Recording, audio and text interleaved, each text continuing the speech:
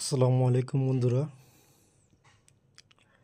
যারা মালয়েশিয়াতে হটলিংক সিম ব্যবহার করেন তাদের জন্য এই ভিডিওটি।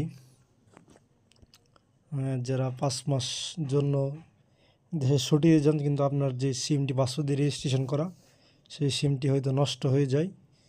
আজকে দেখাবো কি করলে আপনার সিমটি 5 মাস পর্যন্ত আপনি বাংলাদেশে থাকলে তারপর আপনি মালয়েশিয়া এসে আবার ইন্টারনেট চালাতে পারবেন এবং আপনার সিমটি নষ্ট হবে না। সর্বপ্রথম আপনারা চলে যাবেন হটলিং অ্যাপে, তারপর এখান থেকে বাই প্রসেস এখানে ক্লিক করবেন।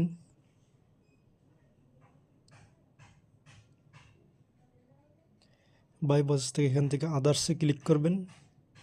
এখান থেকে স্ক্রল করে যাবেন নিচে যাওয়ার পর দেখুন এখানে লেখা আছে ইন্টারনেট সিম ভ্যালিড 180 দিন।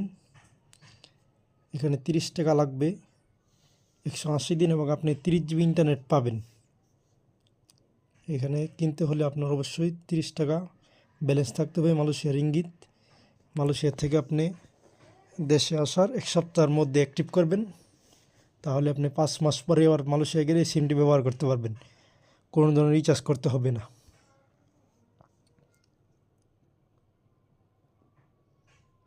ভিডিওটি ভালো লাগলে বন্ধুরা লাইক করে দিবেন আর নতুন নতুন ভিডিও চাইলে কমেন্ট করে জানাবেন। ধন্যবাদ সবাইকে।